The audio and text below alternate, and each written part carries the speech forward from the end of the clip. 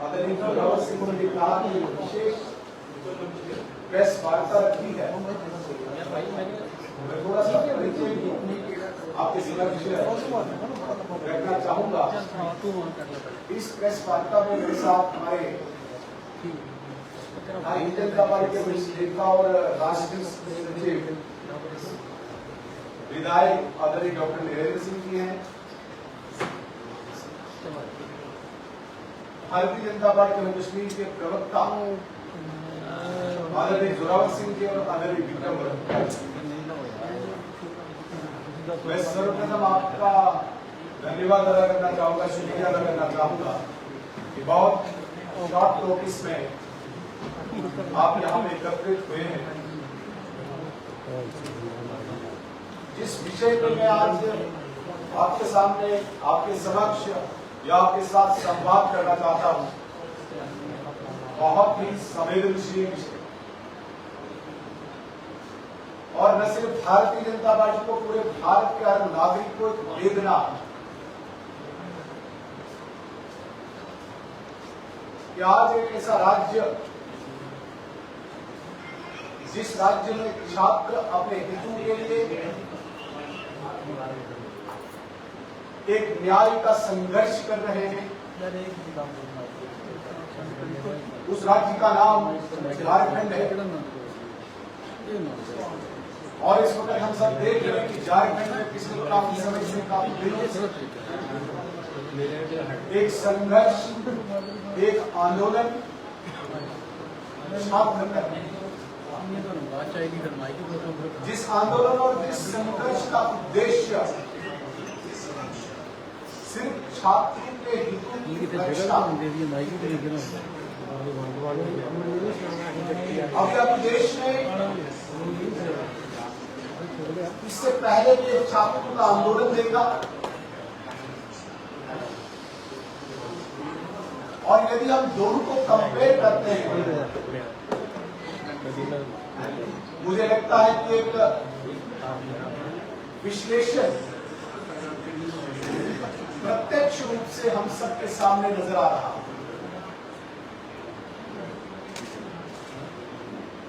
रांची के उस स्थान पर जहां भी आंदोलन हो रहा है,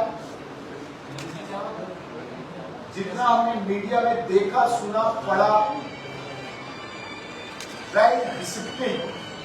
इसे कहते हैं कि बहुत अनुशासन में, बहुत ही मर्यादा में रह के वहां के छात्र आंदोलन कर रहे हैं। उन छात्रों के मुख से जिस प्रकार की भाषा का उपयोग किया जा रहा है, जो रांची में आंदोलन चल रहा है, बिल्कुल मर्यादित भाषा, पार्लियामेंट्री लैंग्वेज का उपयोग किया जाता है। कहीं पे भी किसी छात्र के मुख से हमने कोई गाली गलौज नहीं सुनी, किसी भी छात्र के मुख से हमने कोई डेरोगेटरी वर्ड नहीं सुना, किसी के छात्र के मुख से हमने कोई अमर्यादित भाषा का उपयोग करते हुए नहीं देखा, कोई भद्दा प्रदर्शन करते हुए नहीं देखा। और यदि इस आंदोलन की गहराई में जाए तो शुद्ध रूप से ऐसा लगेगा कि ये प्योरली एक ऑर्गेनिक, जिसे कहेंगे, आंदोलन है। कोई उस प्रकार का उनकी व्यवस्था देखने को नहीं मिलती है कि एक व्यवस्थित रूप से उनको खाना, उनको रहना, उनको पानी या उनको स्थान इस प्रकार से दिया जाए जहां से हमें ये थोड़ा सा भी संकेत मिला कि कोई बाहरी ऐसी शक्ति उन छात्रों के उस आंदोलन की व्यवस्था कर रहा है। इसका मतलब ये है कि जो छात्र वहां पे रांची में आंदोलन कर रहे हैं, ये शुद्ध रूप से मर्यादित, अनुशासित आंदोलन कर रहे हैं और जिनकी बुनियादी, जिनकी बेसिक डिमांड जो है, अभी 2 जुलाई को वहां पे रिजल्ट्स जो Jharkhand PSC public service commission और झारखंड स्टाफ सिलेक्शन बोर्ड, उसके जो रिजल्ट्स आए उन रिजल्ट्स में साफ साफ ये सिद्ध हुआ है कि जो भर्तियां, जिन भर्तियों की परीक्षा झारखंड के इन 2 संस्थाओं ने लिया, वो प्योरली कुछ ऐसे ब्लू वाइट लोगों के बच्चों के साथ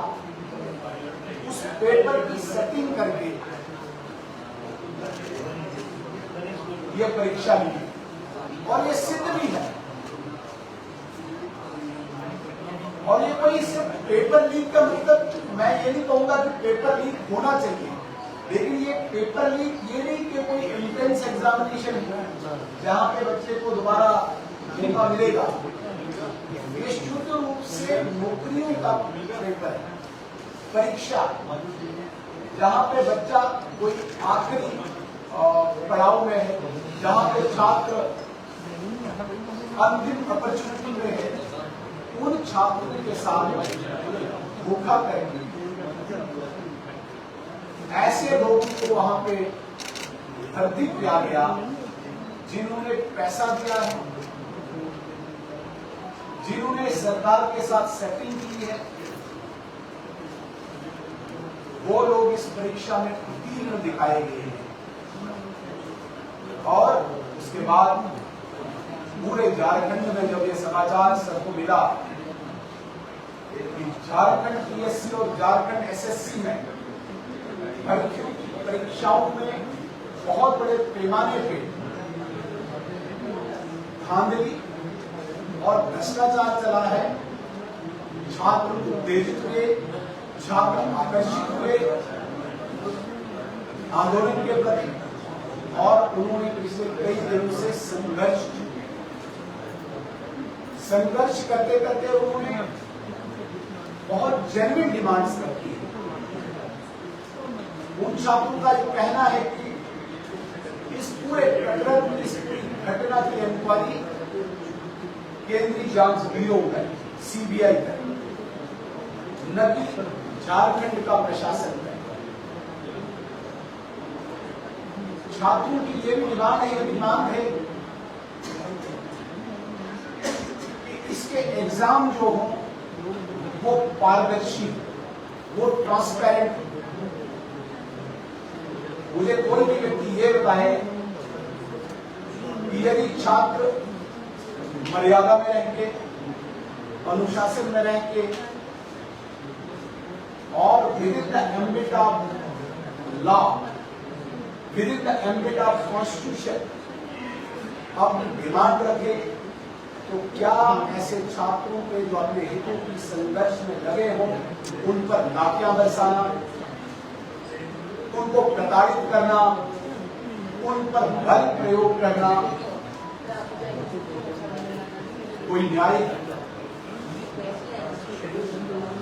कोई भी इसे न्याय नहीं कहे।